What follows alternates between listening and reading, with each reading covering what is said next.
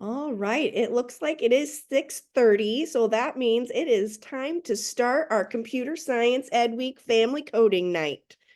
We want to start off by thanking everybody for coming tonight.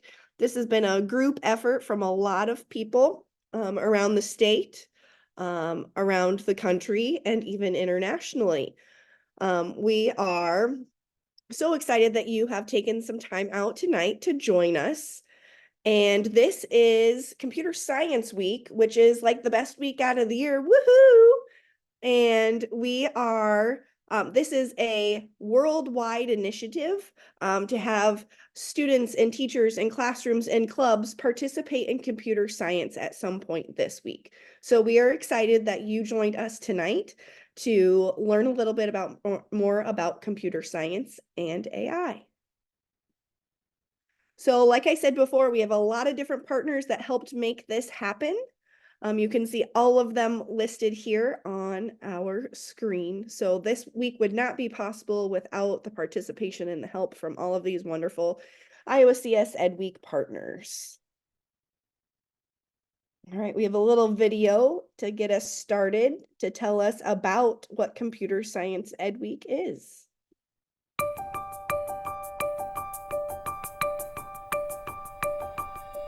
I think it's just necessary for where we're at in society today. It probably has some of the best job security there probably is right now. If you want to make the world a better place, this is the best time in history to connect your thoughts to technology. I don't think anyone would have an issue finding a job. They're well-paying jobs. They really are. It literally makes you more valuable as an employee. It's definitely paid off.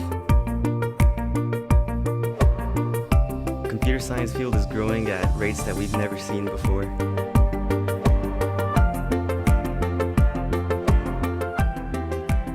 Well, we all carry technology with us everywhere, and computer science is the foundation.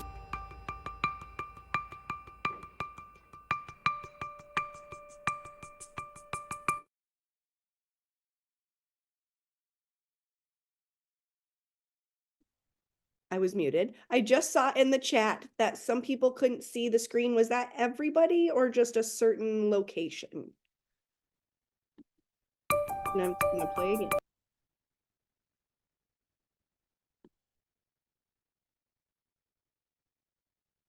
Yes, and we will be using the chat tonight. So if everybody can give us a hi, hello, and where you're at in Iowa tonight, or if you're out of the state, if you can please tell us where you're coming from.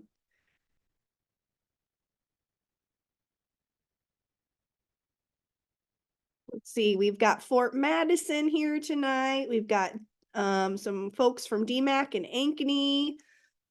The Santiago family is joining us from Fort Madison, Boone, Osage. This is wonderful. Like I said, we will be using the chat tonight, so feel free to leave us messages. Central Lee says hi. Hello, Central Lee. So excited that you're with us. All right. Oh, now I'm going to start the video again. All right. This is just one part of an exciting week that's happening here in Iowa, and like I said, around the world.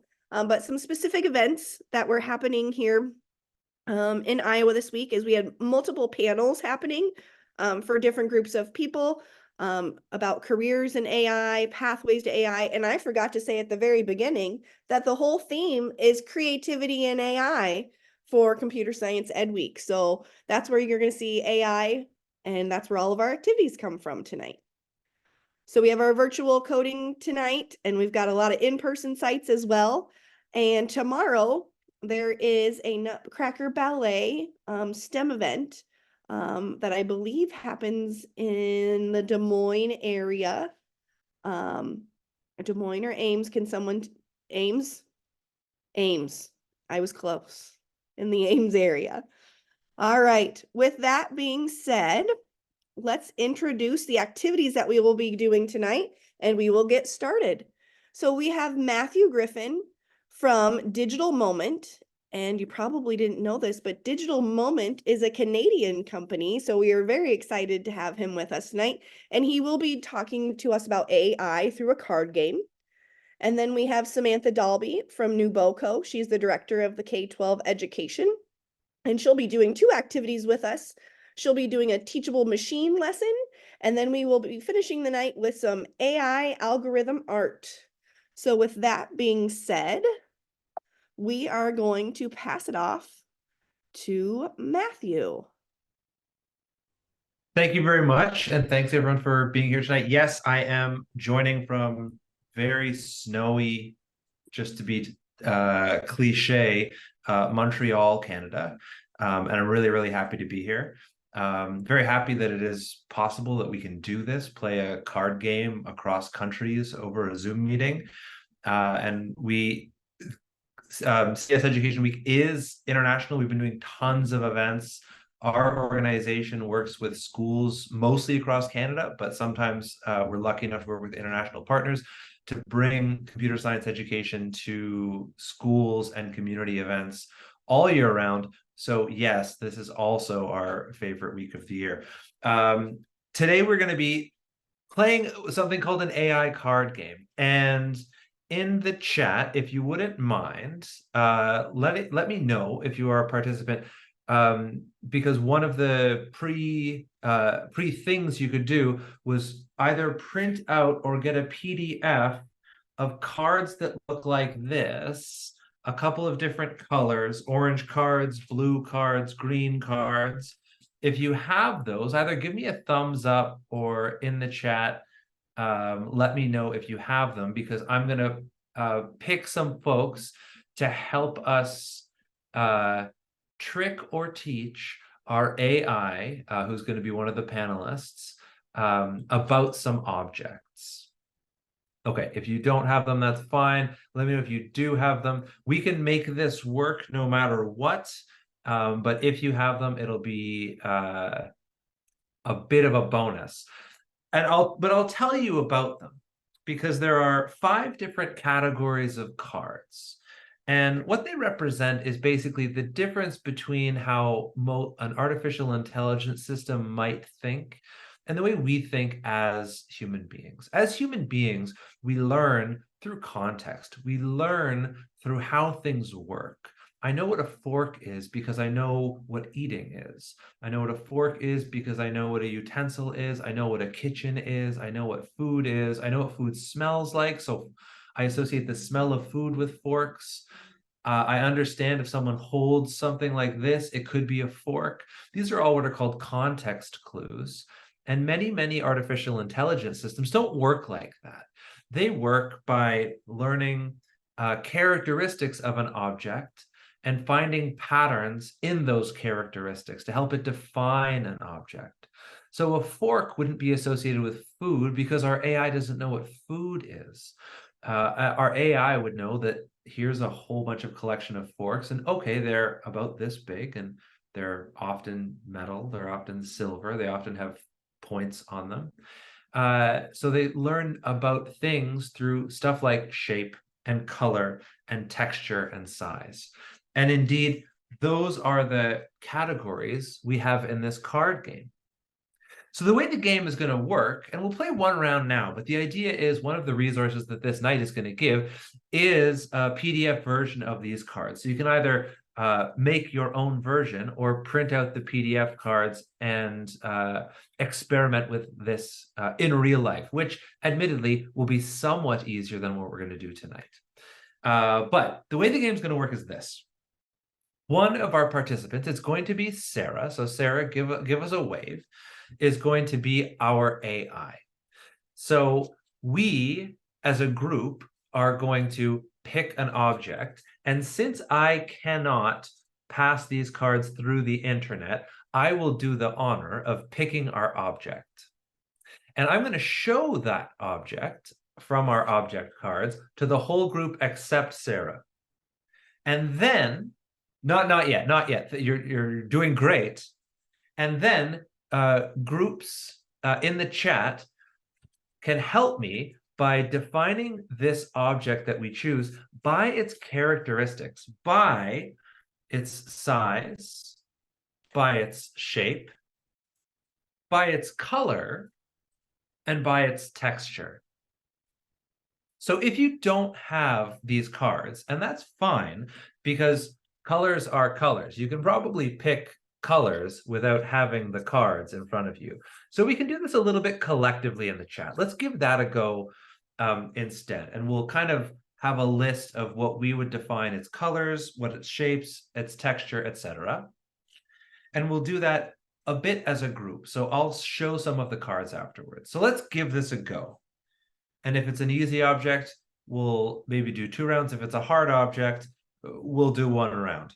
And we'll see. Okay, so I'm going to look through my cards. And I planned it ahead of time, so I know what it's going to be. So Sarah, if you wouldn't mind turning around. Now I'm going to show of the objects. This is the one that I picked. So do not put this in the chat, but everyone take a look at it so we know our object. This is our object. That's what it looks like. I'll leave it up for just a second. Okay. I can't ask if everyone sees it. I just have to trust that everyone sees it. Okay. Sarah, you can turn back around. Everyone knows what our object is, except you. And now we're going to think about the size of this object. So the size cards are green, and the size cards, and Sarah, you can look at the rest of this. It doesn't matter. The size cards go from extra small, medium, large, extra large. So in the chat, someone or a couple folks give me an idea of which size would you define our object as? In real life, we'd have a group that is looking through these cards and thinking, oh yeah, I think it's okay. We've got a couple of folks saying extra large. I think we have consensus on that. So the object we know is extra large. I'll keep that card aside. And now we've got color cards. I'm not going to show you all the color cards because, well, they are colors and they're the same colors that exist in the world. So you don't really need me to explain all of them. But now in the chat, so let's try to pick a color or a couple of colors that may define this object.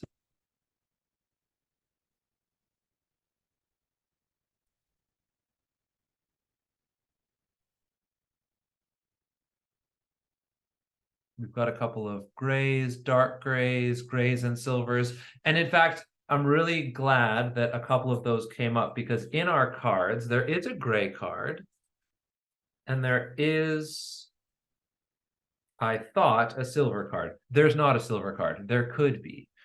And light brown. And this gray, gray, silver, dark gray. So we have some stuff. I'm going to pull the gray card for now. So the cards we've pulled in the deck are gray and extra large. Now, we're going to do the texture cards. This is a little harder. So, because there are cards like, and I'll read them out, and as I'm reading them out, if one speaks to you, put it in the chat. But there are quite a few texture cards, so I'll try to zip through these. We've got hard, scaly, soft, wooden, rubbery, spiky, rocky, squishy, furry, spongy, fluffy, and smooth. Which of those, maybe one or two? We got smooth in the chat, hard, smooth, hard and smooth. It was really, I gotta tell you, it was very fun reading those cards out. I wish I could have done like an ASMR version of that. So I'll pull out a couple of those that we decided it was. Hard, smooth, and then finally our last category. So remember, we've got gray, extra large, hard, and smooth. Is shape. Now you can maybe, I'll read these ones out as well because we've got a couple of options. This one, I can tell you, maybe the trickiest. The shapes are rectangle, circle, cylinder, oval, square, triangle, or polygon? So, okay, we see triangle, triangle, triangular. Okay, we've got it. We're approaching consensus. Okay.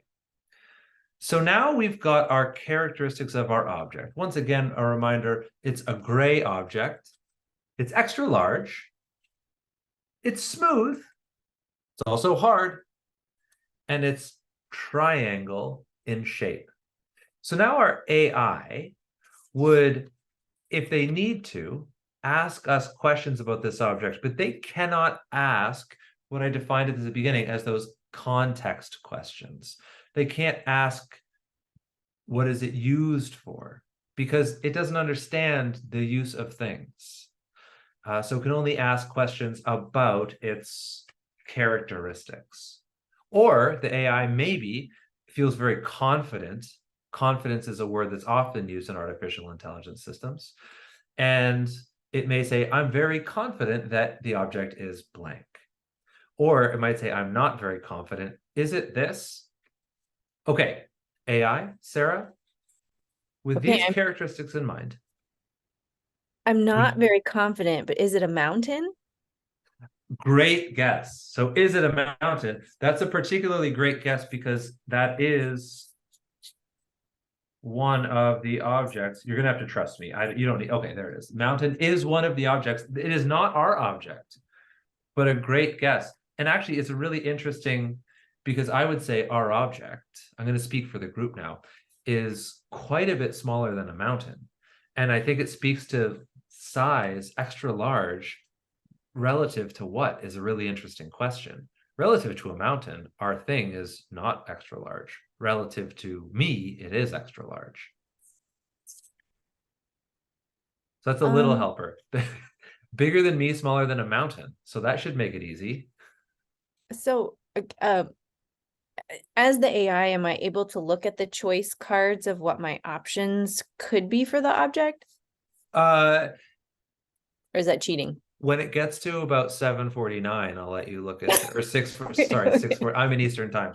6:49, yes. Okay. But not typically. Can I ask questions about more about the texture? So is it all of it smooth, or is it mostly smooth and then some other texture if you zoom in? Yeah, that's a really good question. And a great example of a question that an AI would maybe need more detail on. So it is mostly smooth. Mostly smooth. Smoother than a mountain, I would even say. Okay. Is this, I'm not sure if this is the kind of question an AI could ask. Is it human made? That is a really good question. And I think that's kind of what I was implying when, like, smoother than a mountain, smoother than any really natural surface. So yes, it is a human made extra large gray object. Triangular. Within extra large, can we refine that size down? Could an AI ask the question of like, is it similar in size to a semi-truck? You probably could. You probably could. It's much bigger than a semi-truck. Bigger than a semi, smaller than a mountain.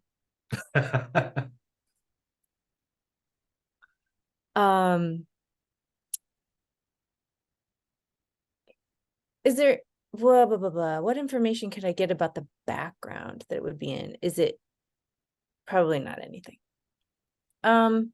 It's near green natural objects, lots and lots of green natural objects that are very small and is it a tent? I am mediumly confident. That's a really good guess. So it's near green objects. I meant grass in this case because we're at 7:49, so we will push a little towards the finish line here.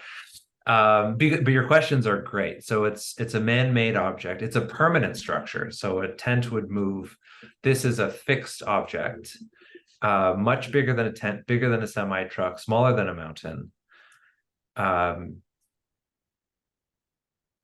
am stumped. You're stumped? I am. Can I look at the cards? Yeah, we'll look at the cards now. Okay. I will go through some of these cards. I'll see if I can get them across this. Oh, do you have the cards in front of you? I do. Okay, so you can look at the cards. A pyramid? Close, very close. So I think we'll now have to lean into like triangular. So it's much like an oblong triangle compared to a pyramid. Oh, the Eiffel Tower. It's the I Eiffel am Tower. very confident. That is correct. It's the Eiffel Tower. Okay. And very well done. You're getting some cheering on, clapping emojis in the chat, which is great. It is that's excellent. So I'll thank everyone for playing a very super fun for me, but interesting version of the game. This is a game that can be played in classroom contexts, in library contexts. It's a fun little game that should get you thinking about how artificial intelligence systems work, which, oh, there's the link right there, which is a perfect segue into our next activity. So I'll pass it on to our next presenter, and thanks everyone, and enjoy the rest of the evening. Thank you so much, Matthew. And yes, we did put the, excuse me, the link to the AI card game in the chat so that you can play at home, school, clubs, library, wherever you would need to. And up next, we have Samantha from NewBoCo, and she'll be doing the Teachable Machine with us next. Hello, everyone. I'm happy to be here with you tonight. I'm Samantha Dalby. I'm the Director of K-12 Education with NewBoCo, and we are a nonprofit based in Cedar Rapids, Iowa that supports advocacy for computer science education, student programs, and then also teacher professional development. And as mentioned, we are going to be building our own model using Teachable Machine with Google tonight. So I'm going to put in the chat and then also work on sharing my screen here so you can see. If you're able to follow along with me, please, on your own computers, go to teachablemachine.withgoogle.com. And once you get there, it should look something like this. So teachablemachine.withgoogle.com. And I love this resource. It's really great fun. So even beyond tonight's activity, please spend some time exploring with it. I love doing this with students, my own kids, and teachers across the state when we're working with them.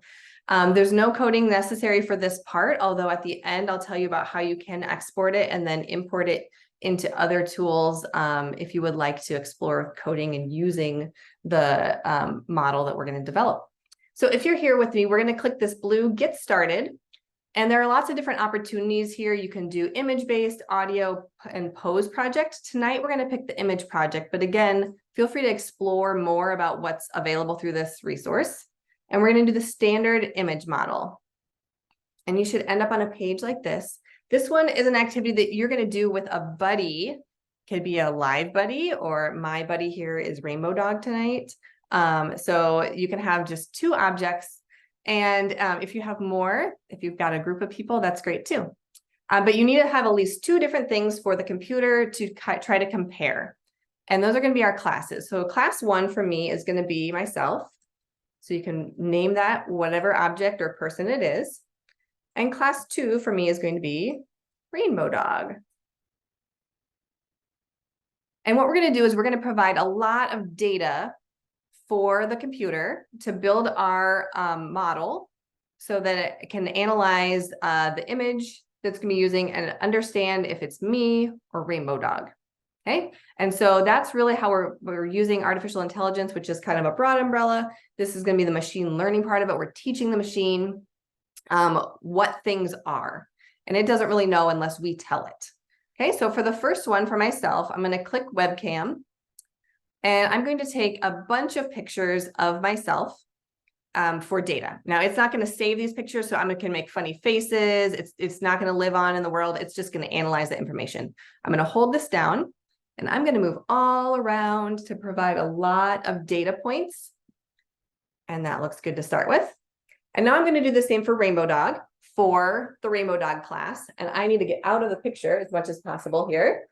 And I'm gonna hold down and record data points of Rainbow Dog. Okay, so those are my data points. I've got lots of pictures and images I'm just going to analyze. And once you're ready, you can click that next step in the train model. And what it's doing here is it's looking at all of these different pictures that I've provided, and it's looking for similarities and differences so that it can try to figure out what it is I'm trying to show it. When you're doing this and you're exploring, you could go back and you can add more pictures using the webcam or upload things to help it. And give it more data if you think it does. If you need more information, it's not quite confident. And also consider about all of the different variables in your picture. So in my case, I have the same background for both, but if I want to be really, really robust in providing data, I want to narrow it down to what I specifically want it to analyze. So I want to take that background out of the picture, out of the equation, and maybe have different backgrounds for us. But for tonight's purposes, we've got this, and it's done analyzing for me. And so now we can see the preview here.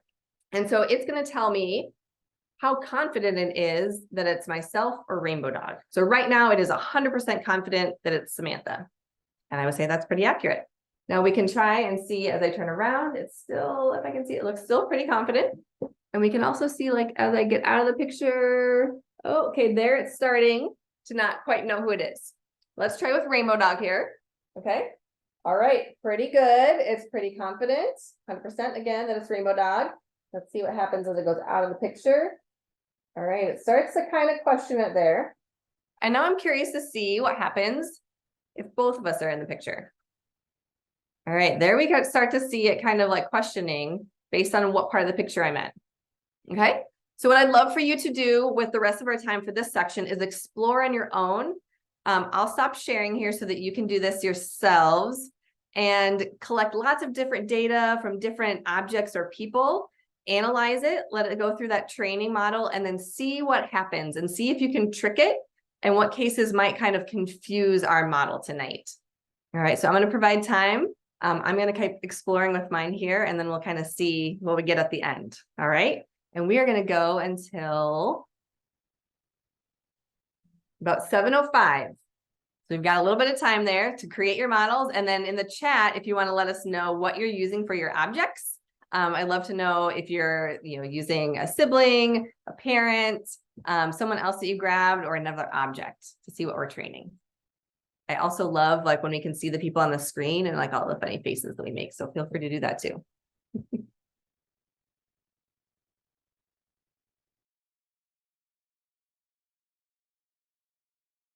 All right, checking in with everyone. Hopefully you have successfully generated a model from your data points.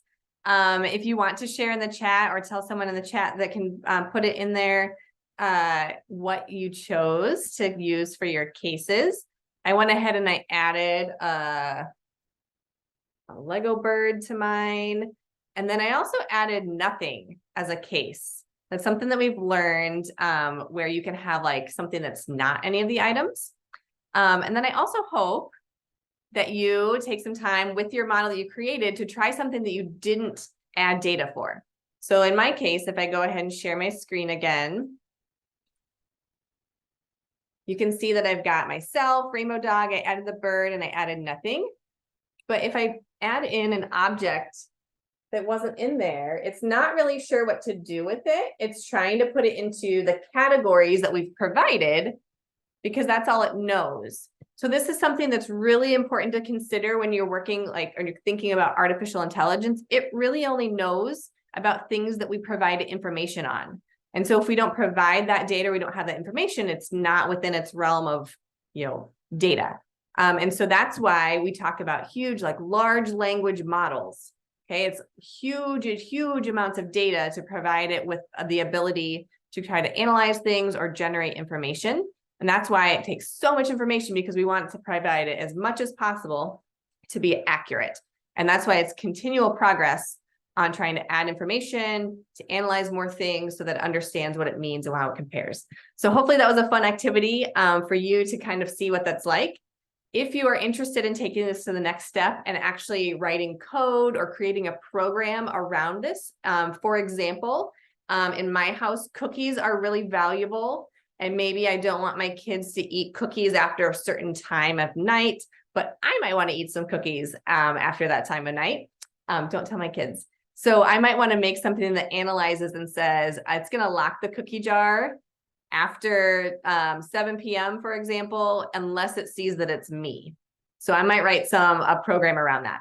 If that's something you're interested in, or another, you can export your model here.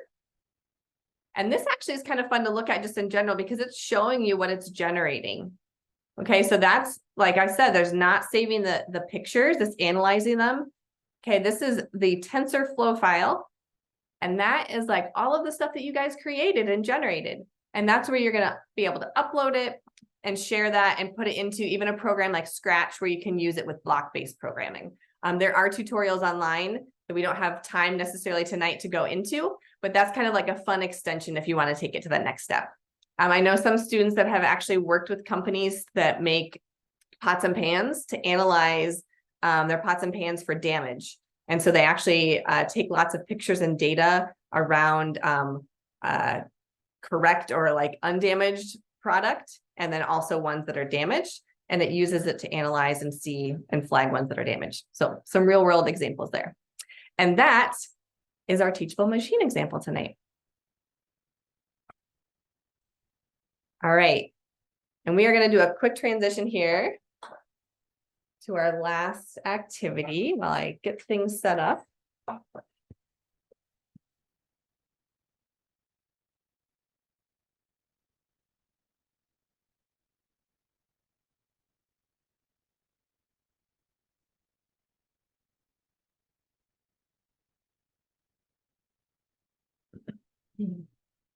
All right, and our final activity tonight is our AI art, our algorithm art activity. This one is what we call unplugged, so it's away from the computer. If you're at a host site, hopefully they have the material set up for you and can kind of help with the implementation piece. I'm just going to introduce it. So if you're at home, I'm going to explain it, and then again, we're going to let you guys do the activity. And before we do that, Erin, is there anything that we want to say before we introduce it and wrap up, or do you want to wrap up after I introduce? I think that's a great thing to do right now, so then if they can just continue their activity afterwards. So before we have Samantha do that last activity, I'm going to share my screen real quick again.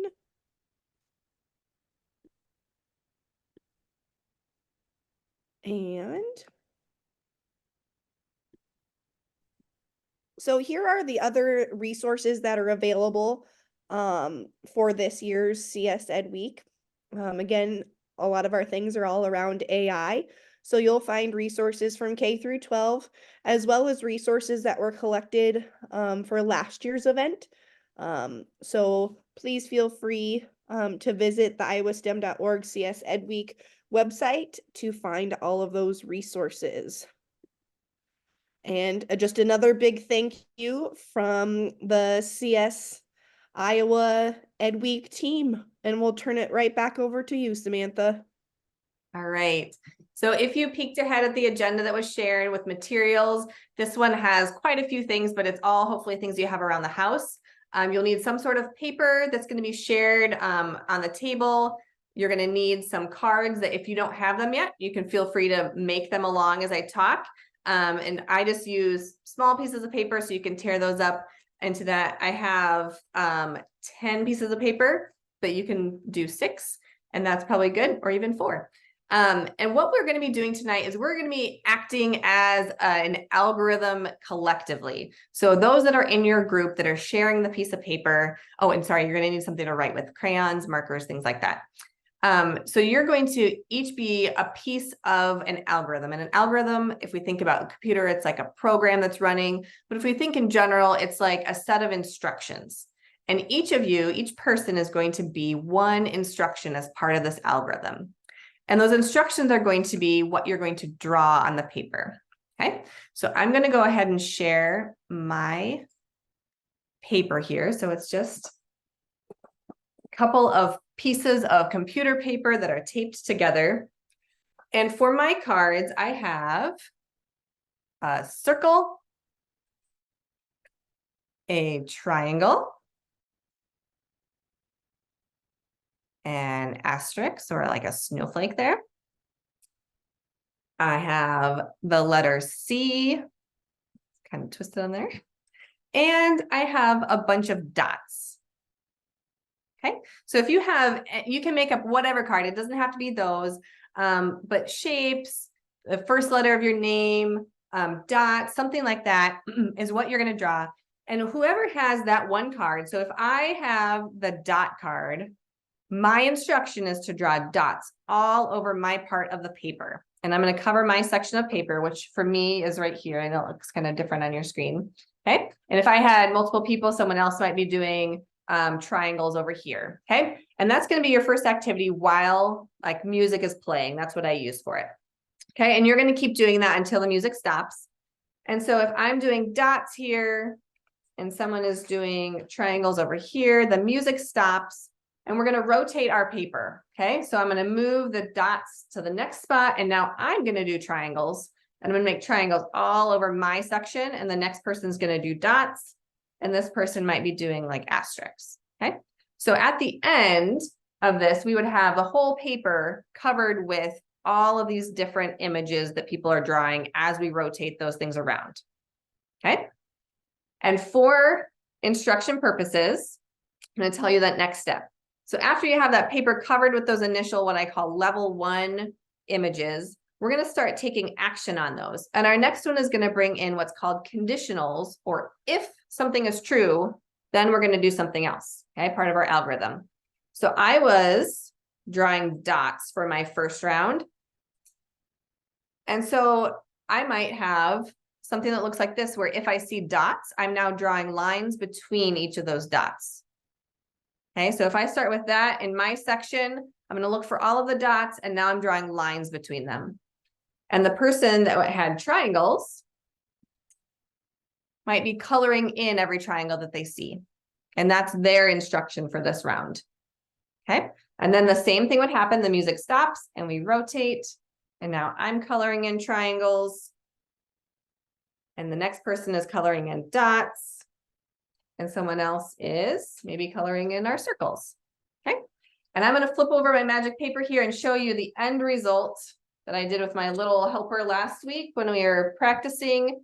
And so you can see here how we have dots with lines all over them. We use stickers and we put stickers on top of our asterisks. We have circles that were colored in. So all of these things build up to create our AI algorithm art. The artificial intelligence part comes in because we're taking in those data points and we're getting information and we're kind of making our own triangles. It doesn't look exactly like it's in there. Okay. So for the rest of the time, and even after the Zoom finishes, you guys are able to make some beautiful art. We'd love to see pictures of it afterwards. If you share it out, take pictures and share it on social media to see all this beautiful art, and hopefully you hang it up somewhere. And if you're at a host site, they'll be able to help you there. If you're joining us from home, we'd also love to see what your family creates there. So if you have any questions, please feel free to put them in the chat and I'm happy to help answer them. But we hope that you enjoy the rest of your evening and really appreciate you joining us for Computer Science Education Week and learning about creativity with AI.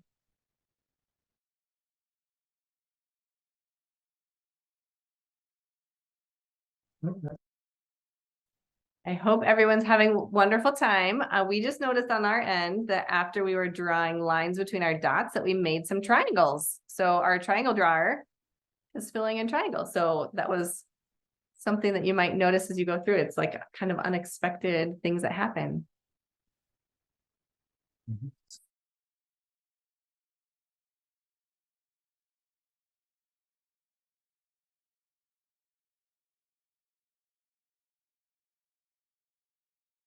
All right, one more big thank you for joining us tonight. And we hope you had a wonderful evening and we hope you'll join us again next year. Thanks, everyone.